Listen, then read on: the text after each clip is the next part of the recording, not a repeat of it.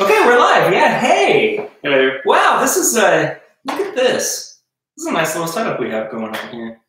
I almost went it's bourbon night, but I figured that it's probably not. That's copyrighted. It's uncouth. It's copyrighted. Yeah. So, welcome to the new house, everybody. I figured I'd bring somebody special along too to celebrate. Hello. The new space. It's Chad from It's Bourbon Night. Somebody seems a little bit excited. Christian does. So Swan said, "I know that guy." Yeah, I think you kind of did. Santa. I know him.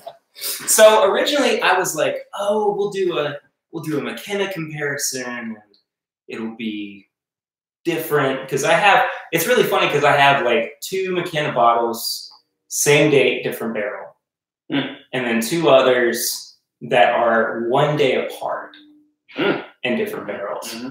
But I figured we'd do something else kind of special since Chad is here. So we're doing a few of Chad's favorite things here on the podcast. Let's adjust the screen there a little bit so you can see a little bit more of the samplings. So Chad, of course, welcome. Thank you. Glad to be here. I want to say welcome back, everybody, as well. For the first time in a couple of weeks, I had to, of course, take last week off, not just due to moving house, but also due to the fact that I lost a really good friend of mine, and there was just so much stuff going on all in the span of like 2 weeks that it got to the point where I just went, I don't think I can do this right now. And I took a much needed break, and I appreciate you guys sticking with me through all of that. But the good news is that we're back this week and have a new episode coming out tomorrow as well. Patreon's got a bonus episode coming out later this week as well. So all of that is happening and good stuff. So That's happening. It is happening, indeed. But what we're here for, though, is a few of Chad's favorite things. So, Chad, what are some of your favorite things that you would like to start with? Right. We have quite the smattering of options here. Yeah. I mean, I don't know. I like it all. I'm wondering, should we... Whoa. You haven't opened this one yet? No. Chad, you flatter me, sir. Yeah. I don't know if we should go like low to high proof. We probably should. But unfortunately, that makes the unopened McKenna. Isn't this? This is the pre-fire Heaven Hill. Oh, yes. Which is also one of the lowest. So, well, I mean, we could fudge it and say 101. Let's do it. Not huge. Yeah, you may as well. Good old Turkey 101. So that's from from older bottles. Yeah, it's 2014, I believe. So I figured that's a nice little pop.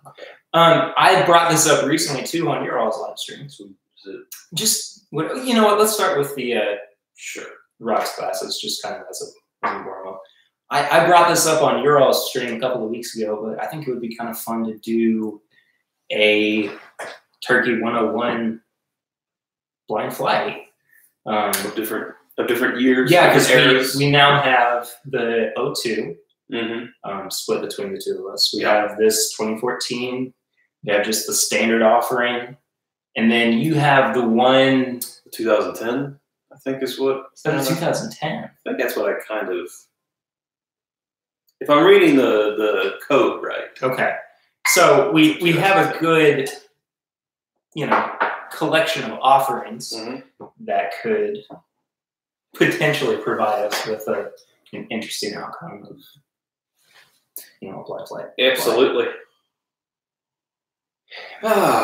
It's old standard, old familiar. It seems a lot more mellow to me, though, than the Turkey 101 of today. Now, that could just be me.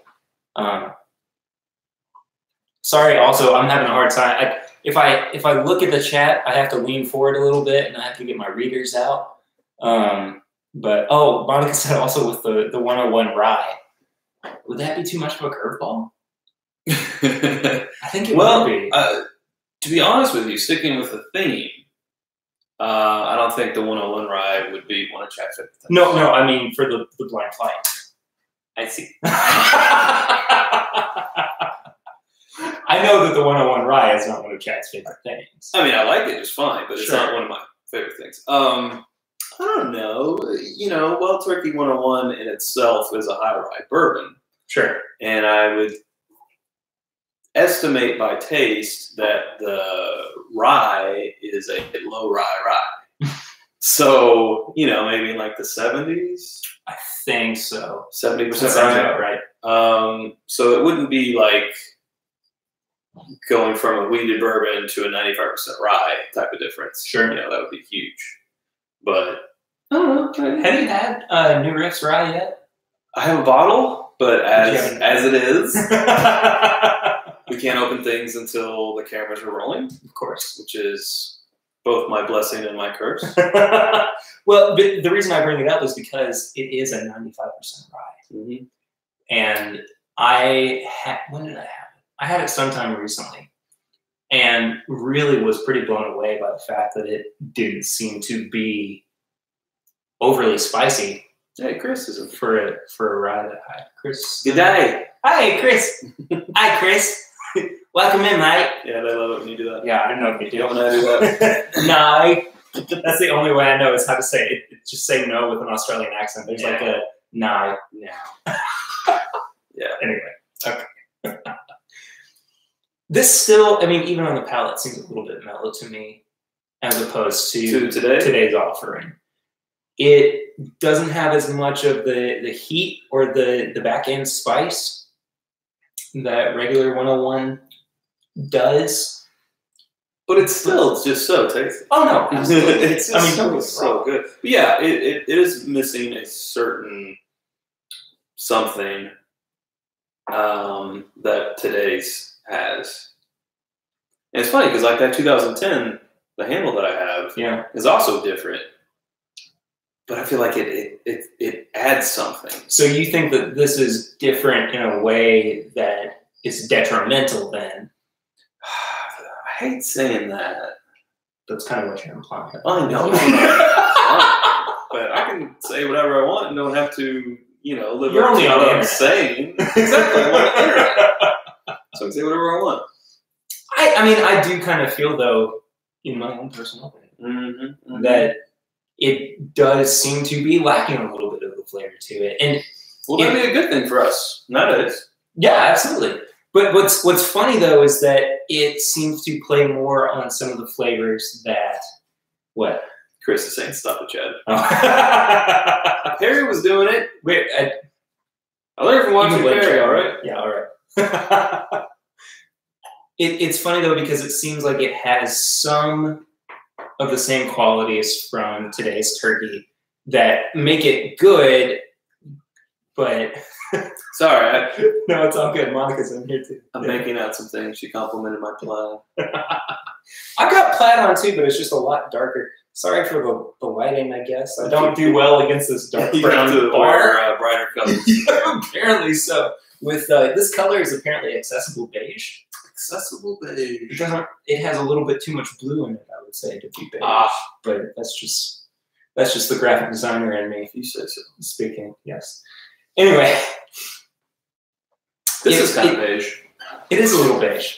It plays on things that a regular turkey 101 typically has as part of its flavor profile, like a brown sugar and some of the...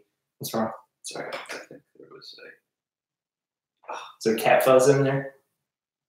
I'm sorry. It's okay. Do you want me to... Is it there?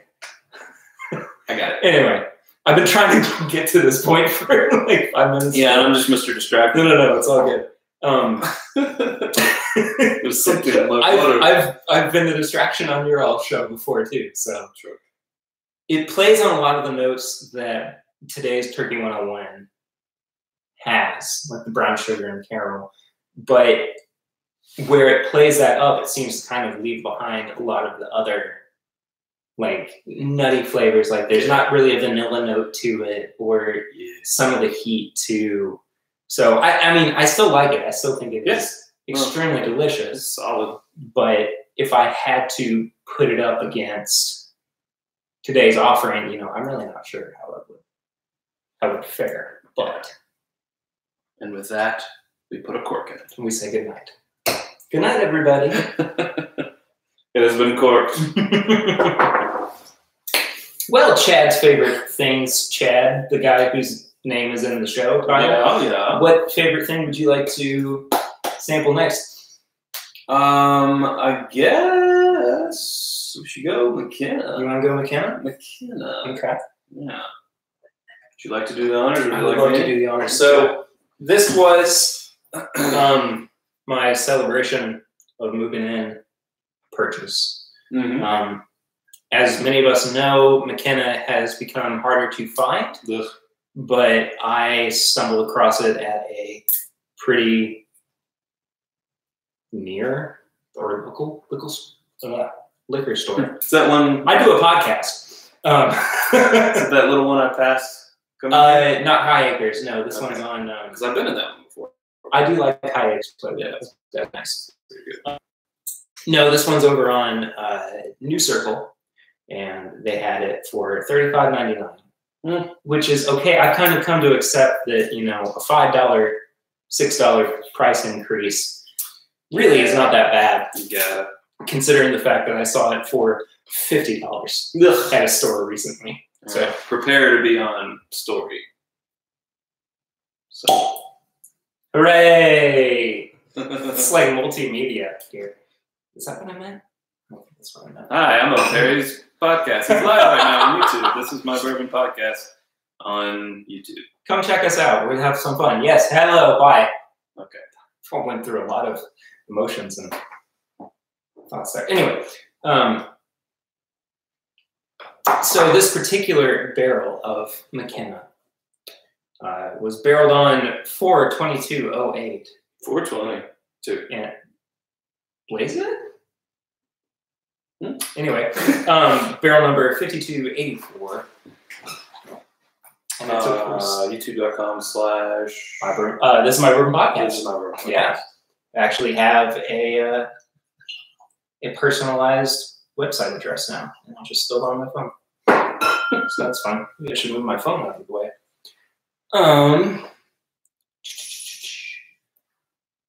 Louis said, Swan, Perry needs to introduce us all to your hole-in-the-wall place.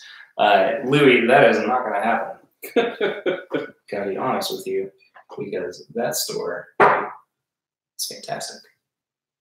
That's where I got that Elijah Craig 12-year back age stated. Well, there's another classic nose. You're still playing on your phone. I am. He just downloaded Flappy Bird. I'm acting like a millennial. There's a nice throwback for you. Flappy Bird? Yeah. Mm-hmm. Is that a throwback anymore? I don't know. Yeah, it's not a terribly. There's something interesting about this particular barrel so far, or this bottle, in that it seems to. Oh, there's some in it already. Okay. I couldn't see it. It's because I didn't give you the Perry pour. Good. I don't need the Perry pour. What? Just taking it in. Okay, all right. Jason said Chad's having trouble with words with friends. I'm phoning a friend. Everybody's saying, hey, Papa Ritter. Hi, Dad.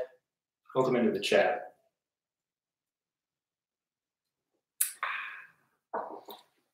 Well, it's got kind of a faraway nut. Mm-hmm. It's like Sarah said it best in a episode. I don't know. We're doing daily episodes, so it's hard to remember. But she said it's like someone's in the next room shouting nut. The name of a nut. Yes. It is kind of almond, Mm-hmm. almost to the point of like an almond butter, I would say. Mm-hmm. And that kind of seems to be the predominant note on there, which is odd for a McKenna 10-year.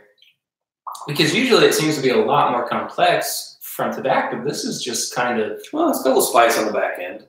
A slight spice, I would say. There's a little bit of like appleiness to it as well, some cinnamon, but I think overall it's that almond note that is carrying through. It's quite good. I look forward to putting this up against the other bottles that I have of McKenna, because this is one of those. I think this is one of the two that were barreled like a day apart. Nice one. Are those shirts happening or not? Maybe. Eventually. Sure. Anyway, this was barreled a day apart from another one that I have, so I think it would be, Barrel brothers. Barrel. Or sisters. Or they. Hey, I'm not trying to... We're not putting labels on it. Except for the ones that say what the brand is. Yeah. And this brand is made by Heaven Hill. It's Heaven Hill Juice. I guess its name is Henry, though. Henry. Yeah. So this guy's, they would be Barrel Brothers then. Henry's. There's a dog sniffing under the door. This is good, but it's just not as deep or complex as what I typically associate with a McKenna bottle. Yeah. And I'm a little worried that that's happening more and more with bourbons. Yeah. Like one of our more recent ones has been Noah's Mill. Sure. That first bottle probably close to 3 years ago was, just blew our hair back. And I think we've had 2 bottles since then. And each time it's stepped down. Yeah. It's like, it's better not be a trend. I think that's particularly interesting too, because, a few years ago they had an age statement on it. Well, yeah, this was definitely before the 15-year age statement. It was a non-age-stated, Noah's Mill. I've never seen it. I've seen an age-stated Noah's Mill, but that was longer ago than I think you realize that it had that 15-year on it. Yeah. Okay. Well. Yeah, that was a while ago. I've seen one at Justin's House of Bourbon. Jeez. Yeah, and it's got the big sticker on it that says 15-year. $800. I'm sure. No, at least. I love the Justins. I love them a lot.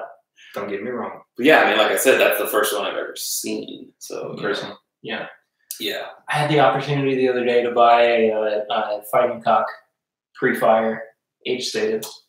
Nice, but it was also like $60. I just saw a Fighting Cock at Liquor Barn today, the 10-year for $270. Wait, whoa. Chicken cock. I was gonna say those are two different things. Chicken cock. Chicken cocks. Got my cocks mixed up. That's Bardstown Bourbon Company, right? Well, this would be sourced because it's 10 years. I think it's MGP juice. Oh, okay. Yeah. Fair enough. But I think it's being released by Bardstown Bourbon Company. Could be as one of their products. Yeah. But, yeah. We got the 8-year recently. Everybody's telling us don't watch our mouths. Yeah. I know we hit the never mind. I'm not gonna say that one. The cock quota. Cock quota. All right. Not suitable for all ages. Well, we are drinking. We are indeed. Should be 21 and up. Unless you're one of those children who bought a shirt off of bourbonshop.threadless.com.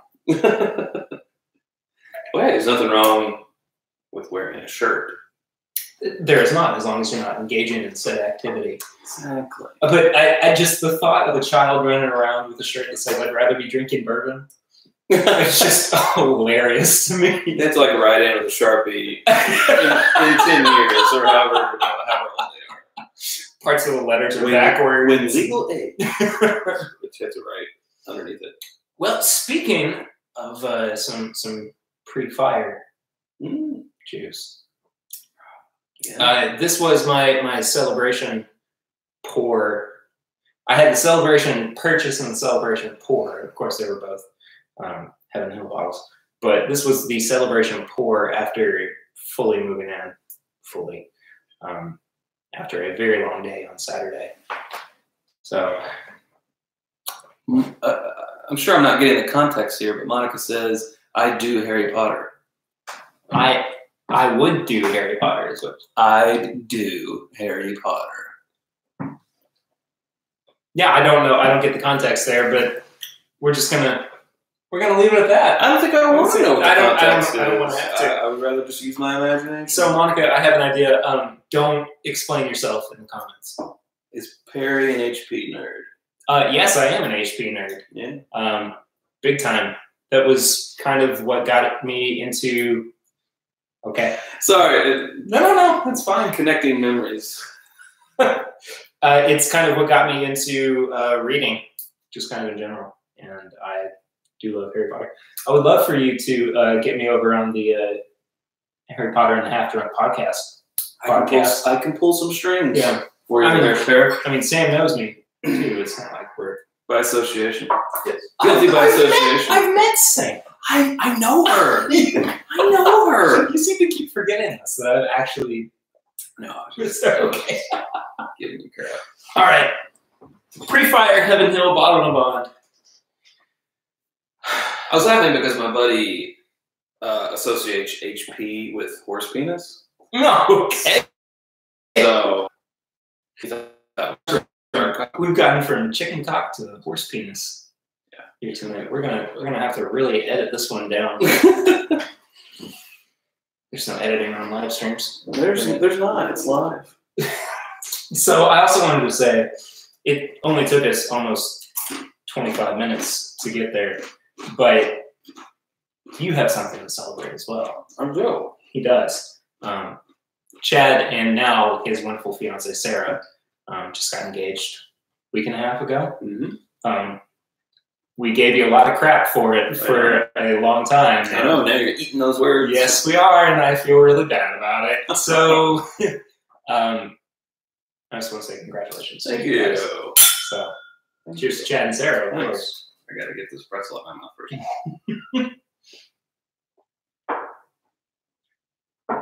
I'm not going to say anything until you take this first sip. Wow, you were really working that pretzel out of your mouth, aren't you? Yeah.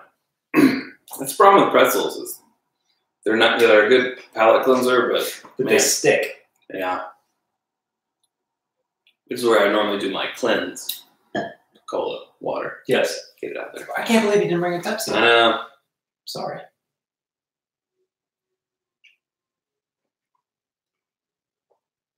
Whoa, that's different. That doesn't taste like. No. Whoa, it's so floral. Where'd Perry go? I left. Welcome to This is Chad's Bourbon Podcast. I'm Chad. This is Chad's favorite thing. I'm Chad. Let's take a caller. Hello, caller. You're on with Chad. Hey, I don't like the show anymore. Screw you, caller. No more callers. Hold all calls. Chad got a lot of confidence there.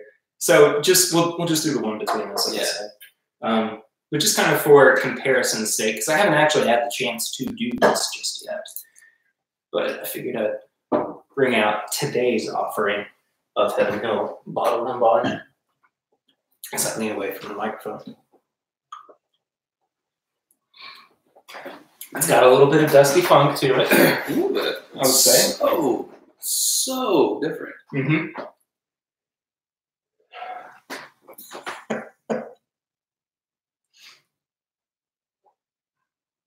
One of us. Google gobble. Okay, see, that is nutty. It's got more of a tongue tingle. Tasting kind of a barrel. Did you cleanse in between? I didn't. Okay, well, I'll just do the same then. This. Wow. It tastes a lot older than 6 years. Yeah. It seems to have. And it also tastes like a completely different whiskey. Well, also a good one. Yeah. Like, I think today's Heaven Hill has a longer finish. I mean, it's still kind of going for me. Oh, wow. Yeah, absolutely. It does seem to have, oh gosh, never mind. As I'm talking through it, I realize that things are starting to pop out at me. Yeah, but a little bit of tongue punch. I'll never let you forget the fact that you coined that phrase around me on air. Hey. Yeah, so. You sure about that? Yes, I am. Okay. First time you ever said tongue punch was on the Old Forester Statesman uncorking. Okay. That makes sense, because that is quite a... It's more like a tongue body slam. Tongue people's elbow. Mm-hmm. Yeah. Anyway. Yeah, it has a little bit more of a green note to it. Not in a bad way, like it tastes young, but no, sorry, I'm talking about today's offering. Yeah. But overall, it does still kind of seem to be a little bit more complex, I would say, than the Dusty Pre-Fire. But it's so funny though, because it seems like the Pre-Fire overall has this really round kind of profile to it, you're not aggressively thinking about what you're drinking, or I mean, it's definitely easier, smoother. I'm missing a little bit of the punch. You know, like a good punch. And it's super like floral. It's like a bouquet. But you know, here's the thing. They're both Heaven Hill. Mm-hmm. But we're talking two different distilleries. Yeah. So it is completely different. We're talking DSP 1 and 31. Yeah. And then just DSP 31. Yeah. So. Yeah. Like the distillery that made this doesn't exist anymore. Exactly. It burnt down. Literally. In 96. Literally. And the one that made this is in a different location, different stills. You know, it could be the exact same process. Sorry. Jason said that Perry was Chad's first tongue punch.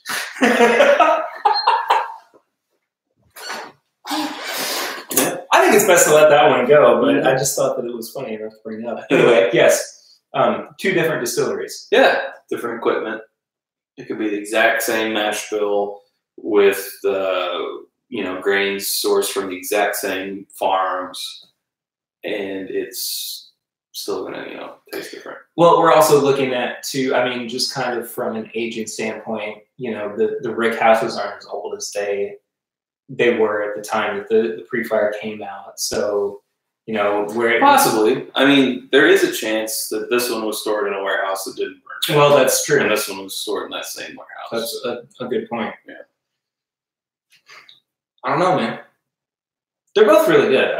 Don't get me wrong. Yeah. But it's funny that the two older offerings that we've had, we've both kind of gone, I think I would rather have today's version of it, which kind of seems to be the opposite of what we said when we did the live stream over on It's Bourbon Night. Right. The old versus they don't make it like they used to. Yeah, totally.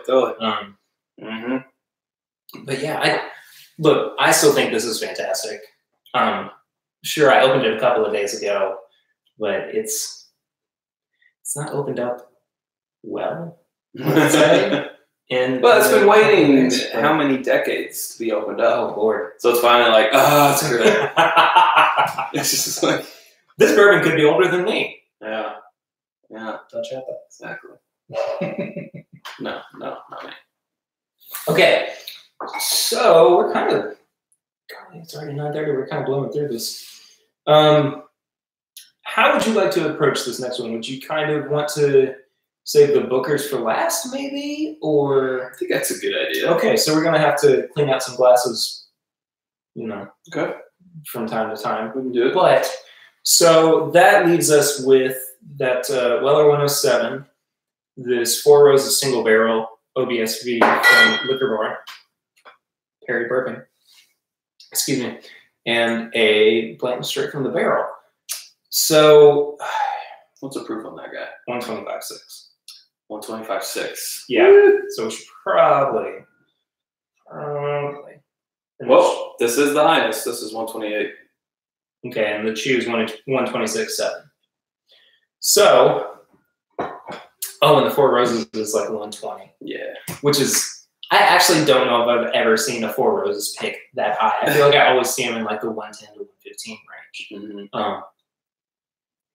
But I really do want you to try the Four Roses. Well, let's try that next. I mean, we don't have to do antique. That's fine. I mean, it's antique. Yeah, we've got enough here. Sure. Well, let's take that off the table. Yeah, literally. Again. And then I will also. We can leave, I guess, one clean one for the last. Sure. And I'll just rinse. So, last one, you mean the Bookers, right? Mm-hmm. Okay. So, are we just doing one glass of each, and we just share back and forth? No, I mean, I can. Oh, okay. Yeah. All right. So this Four Roses Liquor Barn pick is called here's the chair. It's called the Fifth Rose. The Fifth Rose? Yes. 9 years, 7 months from October here. ESV, which is the 35% rye mash bill. And it apparently has a delicate fruitiness to it. So do I. And that just means you take care of yourself. Something we have in common. Yeah. Just means you take care of yourself. Mm-hmm. That's all. So anybody who listens to the show knows that I have had Brad and Chris from Liquor Barn on before. Mm-hmm. So Brad and I chat back and forth quite a bit. Chad and I were on a pick with Brad as well at Buffalo Trace for Liquor Barn. And I texted him the other day about this particular pick, and he said that this was one of two that he, Al Young, and another guy were all unanimous on when they were doing this barrel pick. Nice. So I think that's... Speaks well. Sure. I probably shouldn't have told you that before I gave you any, but... Okay, I'll do it. No, that's fine. What do you... Well. Okay, all right. That's not really a Perry pour, though. Oh, I tried to be gentle. There we go. Hello. Oh, man. And this is OBSV. Yes. 120.2 proof. 20.2. Huh. It's a little off profile for it is. As I would say. But kind of smells like toots.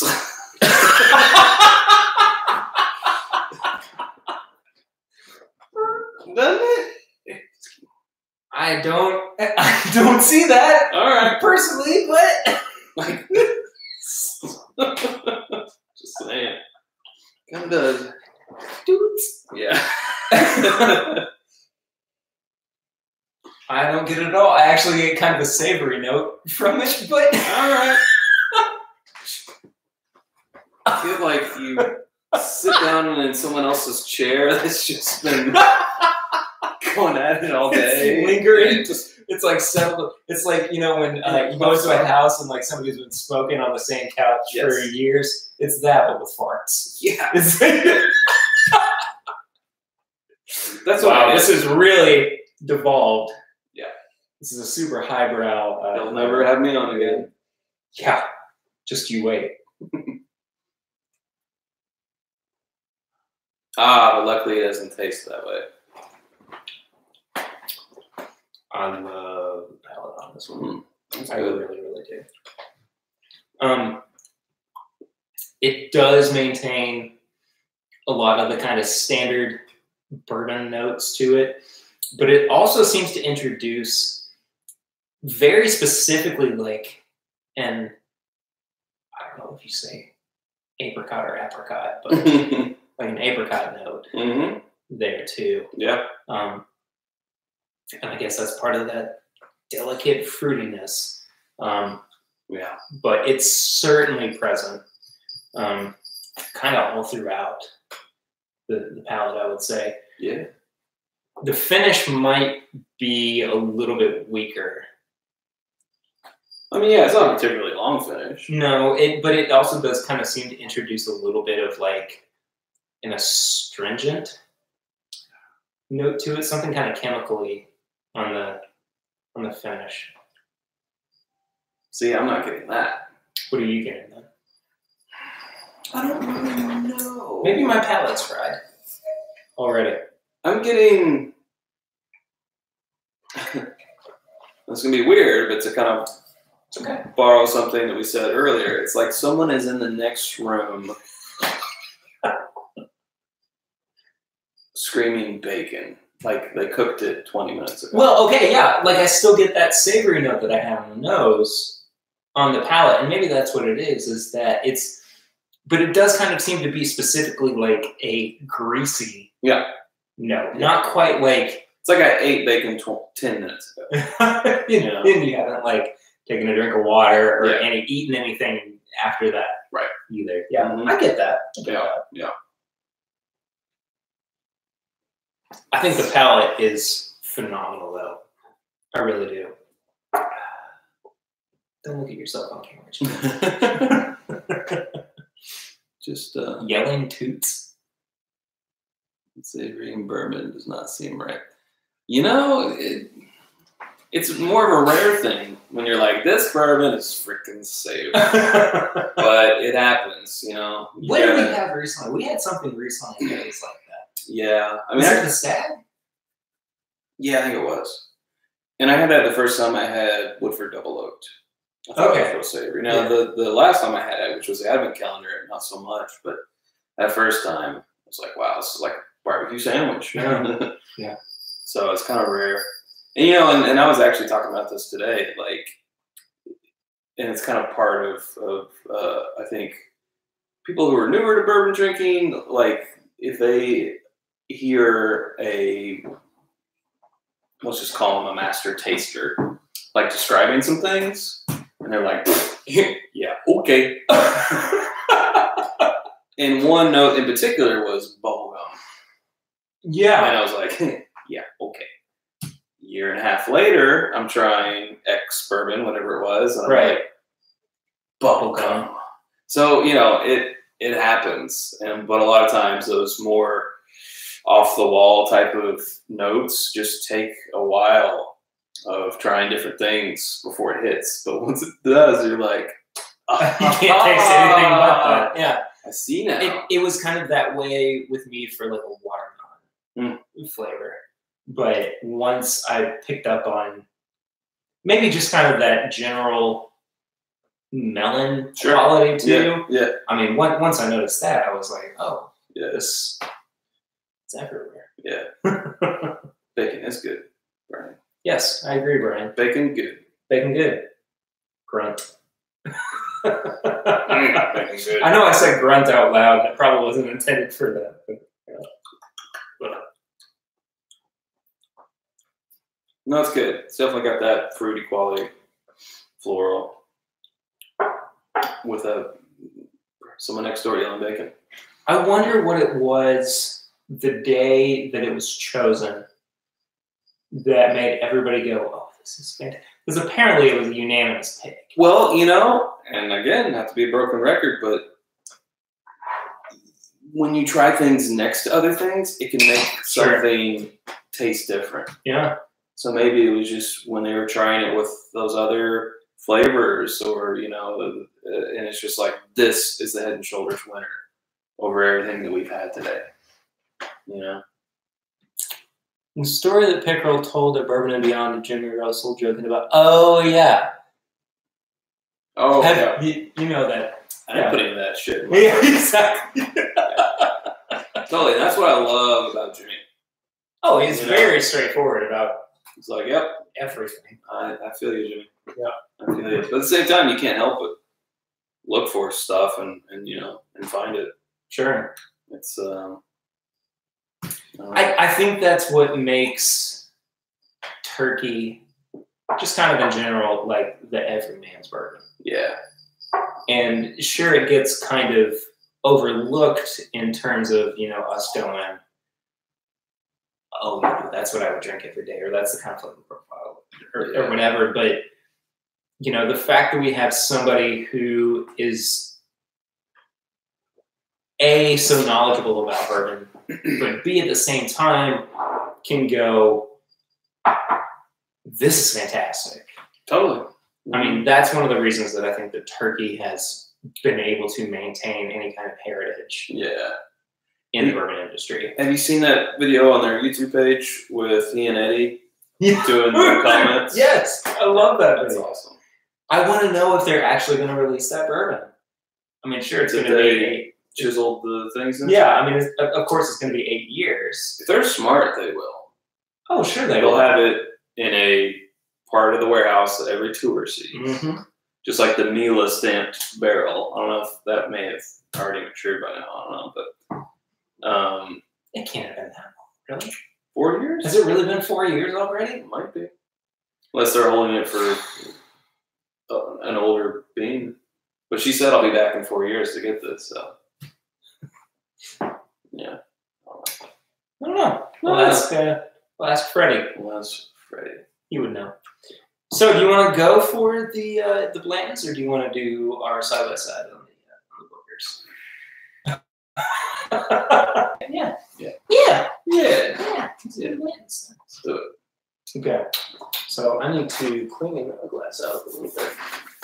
But in the meantime, Chad, tell us a little bit about what's going on over on the It's Bourbon on YouTube page. Well, we're putting out a video every day until the 24th. And right now on our Patreon page, we have a public poll. So even if you're not a patron, you can go contribute to it. It's basically, I think we listed 19 different bourbons that we have. Some of them we've already filmed in Corkings, others we have yet to film, but just kind of gauging people's interest in what we should start off, 2019 with. And we, gotten a lot of votes, so it's good. One of them is the episode that you were on, where we did George T. Stagg and the William LaRue Weller, which has not come out yet, of course, but it should be. Has not been edited. just trying to see if that's going to be like what we start the year off with, or, or what are the Pappy 23. I was going to say you have the 23 coming up. You got Booker's 30th. Yeah, exactly. Yeah. So you guys have a lot. Yeah, I got a lot. On hand, and then, are you going to do like an engagement special? No, we did. So we've started putting out short, just call them podcasts on Patreon only. Where we'll talk about, like, one of them we talked about the Barrel Proof Flight Fight series. Kind of stuff that gets cut out of the episode. Yeah. So in our last live, we had some people asking about how I propose and all that, so I just said we make it as a Patreon podcast. Yeah. So actually, that's what I was working on before I came over here. So that is now up there. Oh, okay, great. So that's kind of our special. Yeah. People have been asking for forever. Just happen, whatever. And you did a very good job. Let me just say, playing coy. Yeah, most people are probably like, he's never. We all had our doubts. Which means mission accomplished. Yeah. Nobody ever accused you of being a bad actor. I'll say that. Damn straight. Ooh. Yeah, this is real nice. Easily the most, and I don't mean this in a bad way, but pungent nose. Yeah, it's great. That's just the only way that I can think of to Do you think this is more pungent than Elijah Craig Barrel Proof? No, I mean tonight. Oh, tonight? Yes. Well, yes. Absolutely. No, I think an Elijah Craig Barrel Proof easily beats this. Yeah, it's got a... look at my top shelf up there. Yeah. And Patreon's going to get this soon, the small tour of the accessible bake. This is my bourbon closet? Yeah, exactly. I'm actually going to have a cabinet in this general vicinity here soon where I'll display some of the nicer pieces. Yes. But as of right now, yeah, everything's just kind of in a closet. I'm trapped in the closet. Know that song? Yeah, I do know that song. Stuck in the closet, can't get out of the closet. That's R. Kelly. Yeah. And then was it Weird Al that did a parody of it? Yes. Oh, that was so good. Man, that got me. I've always been a Weird Al fan though, since I was a kid. Just gotta say. Swan asked, does this mean that the Henry McKenna pre-fire or the Booker's 98 will be open next year because those are wedding ports? Maybe. So is the wedding happening next year? Is that the plan right now? Well, we have no concrete plans, but we are trying. Right now, our aim is to do it towards the end of the year next year. Oh, okay. But it's good. We'll see. It's plenty of time for planning. Well, tell that to a venue. It's like, we're booked. It's like a fair point. I mean, Lucy and I were engaged for 2 or 3 years before we actually got married. So we had plenty of time. Hey, this is really good though. It is.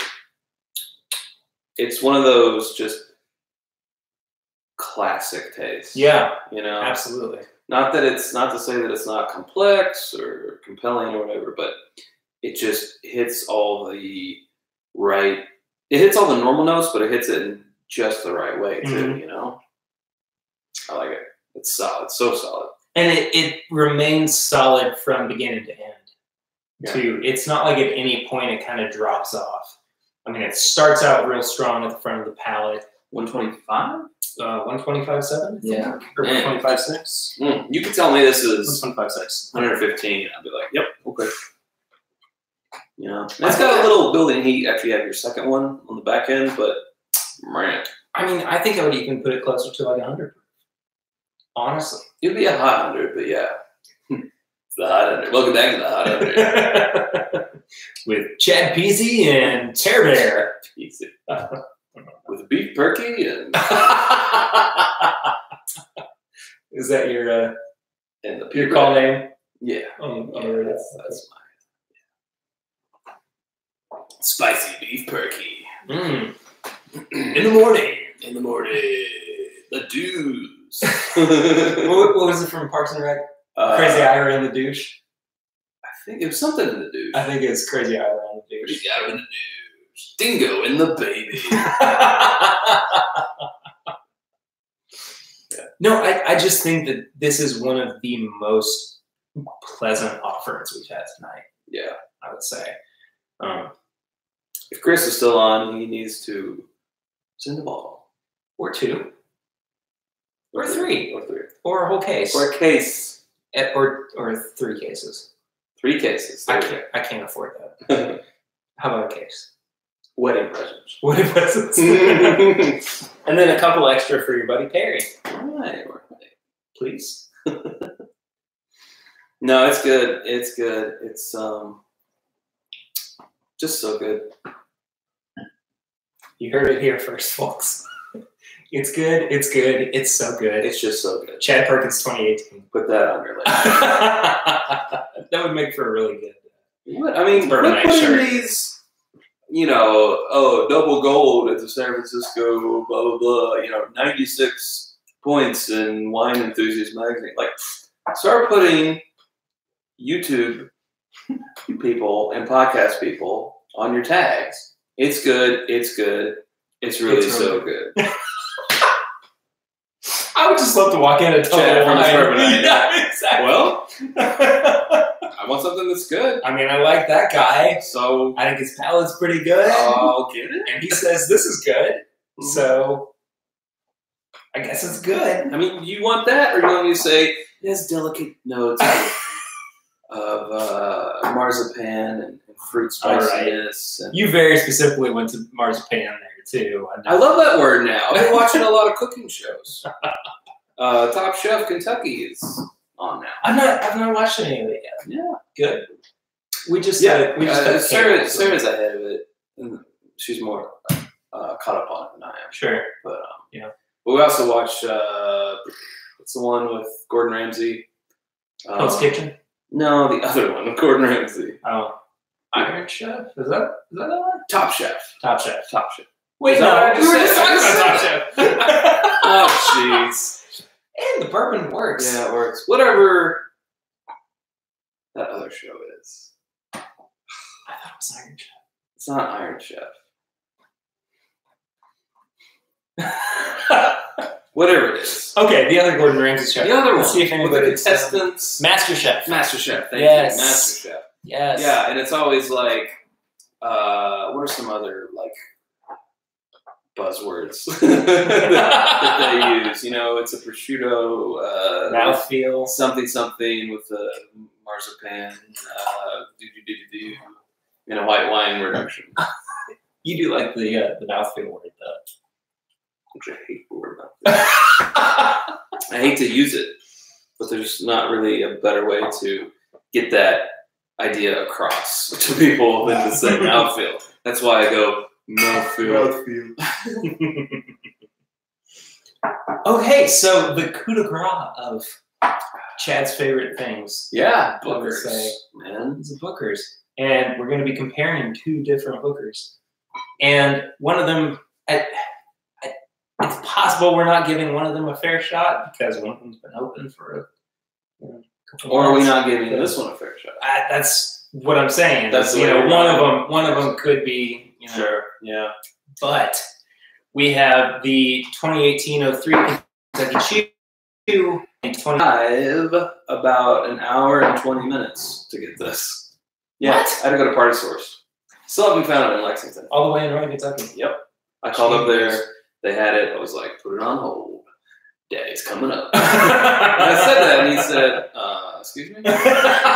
Never I'm mind. Chad from Experiment. I'm Don't Chad. you know me? That's all you need. He said, okay, can I get a name for the order? I said, I need no introduction. And I hung up. And then when I drove up there, he was like, yeah, you didn't Yeah, give we us saw a that name. like 5 minutes ago. Oh, you're the jerk that just called us. Yeah, okay. Okay. So we should probably go, you know, same order of glasses. Yeah. So we don't get confused. So I'll go left, chew, right, table. Are you talking in code? Left chew. Left, chew, Right table. Whiskey. Tango. Foxtrot. That sounds good. Just so we can maintain consistency.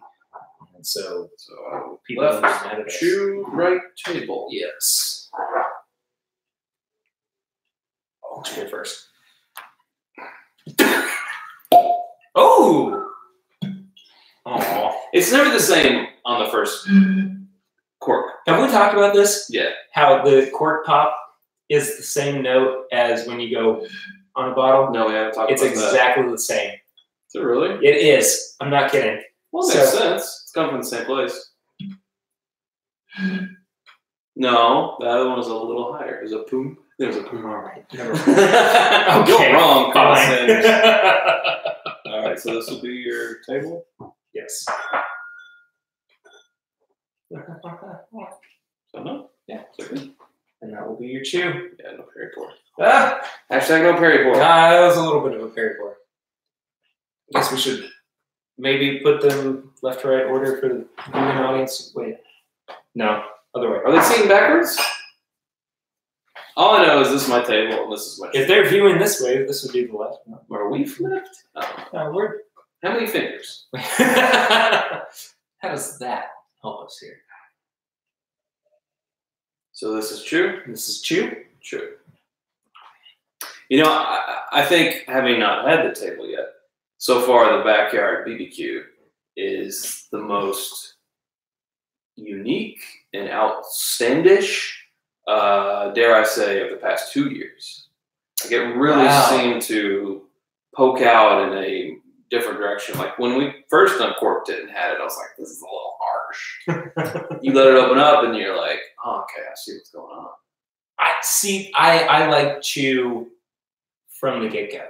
Really? Yeah. Big chew fan? Oh, yeah. Yes, I'm a big chewer. That being said, 1703 and 4, I thought were at the very least on par. with Chew.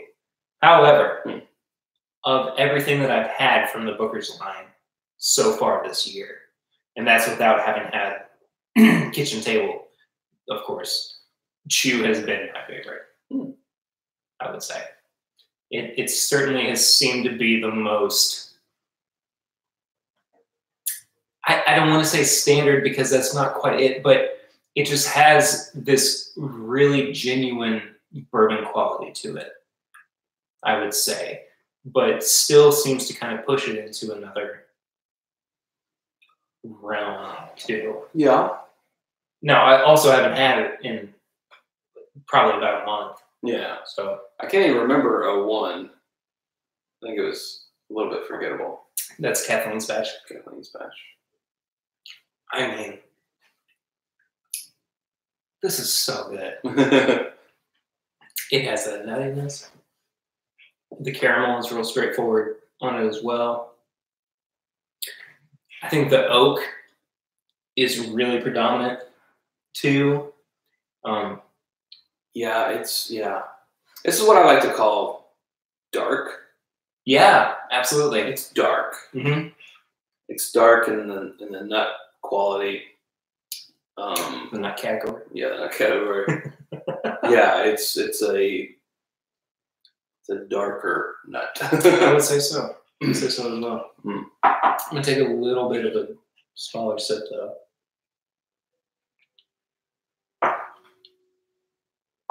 There's so much sugary sweetness on the front end though. Yeah. I mean, it's so much like, almost like an overly sugary dark chocolate. Mm-hmm. Like, I mean, even if you're like making it, like, I don't know how to make chocolate, but I mean, if you're doing like a homemade chocolate and you just put too much of the sugar in. Well, it's like is that how you make chocolate? I really don't know. I don't know. To me, it has the finish of like some type of sweet reduction. Like you've thrown some nuts and some chocolate and some sugar in a pan and you brought it to heat and you've reduced it, and it's kind of like that type of flavor. Yeah, I get that. I like it. However, Kitchen Table first time. It's completely different. That's in your face. I mean, it's like a vanilla cake. It's definitely desserty. Mm-hmm. Yeah. Extremely desserty.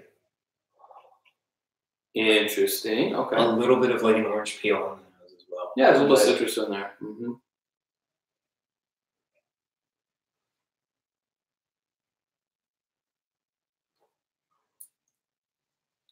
Wow. Whoa, that goes all over your mouth. It's made my cheeks numb. It's the back of my tongue as well. It's all over. It's got a crazy. It's the finish. Whoa, what the hell's happening? Because there's a whole lot of like spice that I wasn't expecting either. Yeah. That kind of creeps up on you. Just jumping up there. What the heck? And the finish is going a lot more concentrated chocolate, more like the coca, the cocoa powder. Yeah. Cacao, some people say. Although one person commented, this guy says cacao, I'm not watching it. Isn't that how you say it? It's literally how you say it, that one guy. Yeah. Man. That's different. They're completely different. Both Bookers. But completely different. This reminds me of Thanksgiving dessert. Mm. It is so towards the realm of pecan pie. Yeah.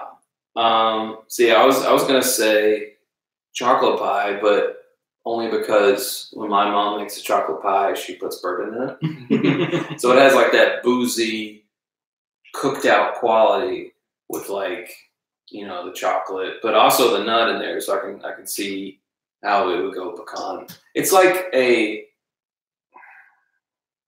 pecan pie with chocolate chips in it.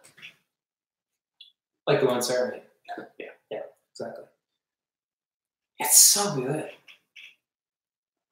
I mean, but it's good in such a different way from the chew. Wow, I like it because it takes you to what would be how to say it. It takes you to zero. You know how like on VU meters, yeah, it takes you to zero, and then you have below and you have above. So it takes you to zero, ultimately, like immediately, and then it goes, and you start getting the spice kicking in, and it starts going to this finish that's kind of like hot, and then you get all this like food memories come up on you. Absolutely. Smell them back to back.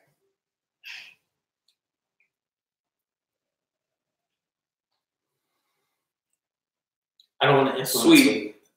The chew. And higher proof. Like this just smells higher proof. I don't know what it is, but marginally.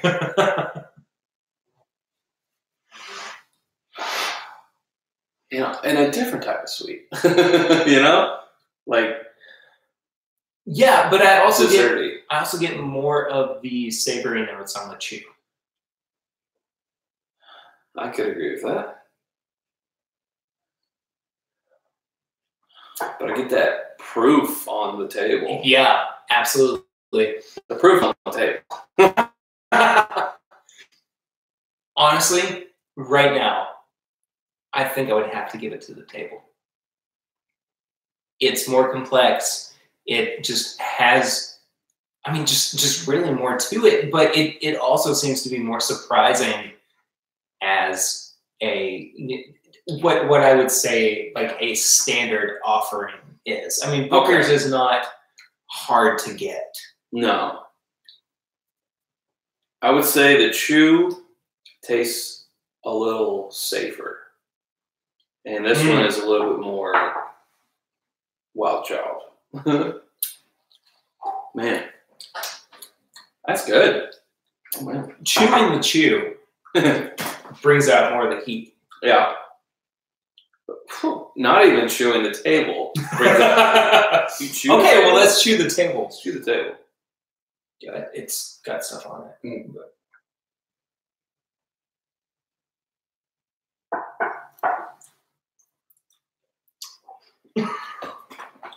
I mean, the heat's there. I almost can't. The heat's there whether you chew it or not. Oh, man. And then the finish is really when the heat kicks in, and it's like, I'm all over. I'm in your mouth. I'm all over your tongue and your cheeks and your lips. And your gums. There's some, like, big red cinnamon. Yeah, some Red Hots in there. Yeah. There's some clove with some cinnamon spice. Mm-hmm. Oh, man. And it gets a little savory. It can get a little savory. It does. It's making my mouth water, honestly. In this finish, it's making my mouth water. It's aggressive. It is aggressive. But the thing about it is that... It's pulling your hair, but you're like, yeah. Put that on the label. Chad. 2018. Let's say... it's pulling your hair, but you're like, yeah. We'll talk about this off here. Because I don't want to get into legal trouble. I can't even remember what I was going to say because we were... Yeah. I think what it was is that no matter how you approach the table, it's really enjoyable. Yeah. But it seems like you kind of have to work a little bit more with the chew. And sure, it has really good, presentable flavors to it. But I think that overall, you're kind of having to, you have to work a little bit more with it. Yeah, yeah. So I really do think that the tableware is where it's at. I'm really wanting to put the table against the backyard barbecue because I felt like it was pretty aggressive too. And see like which one really gets it. I have it somewhere. You can do it another time. Yeah. Whoops. Oh. Hello. Moving the computer. Whew, man. We're good. It's good. We're not getting into Chaz territory here. Nah. Okay, good deal. Well, I think that really about does it for Chad's favorite things. These are a few of Chad's favorite things. And it's been stuck in my head all day as well.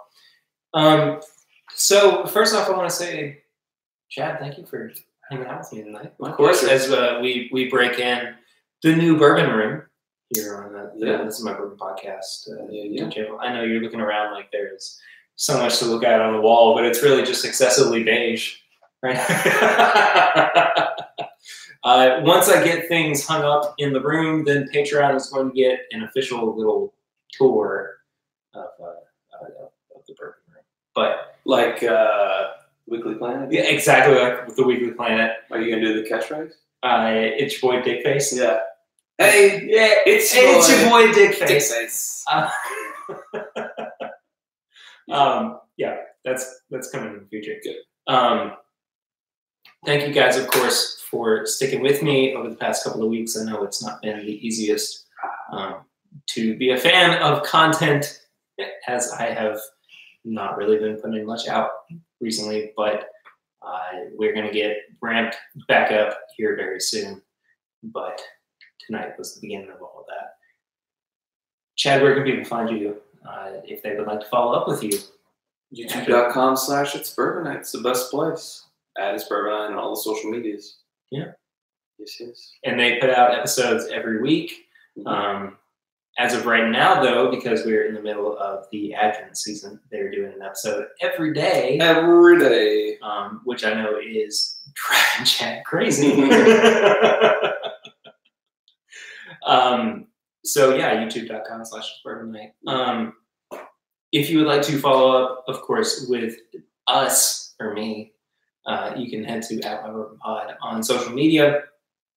And then you can also become a patron of the show at patreon.com/MyBourbonPodcast.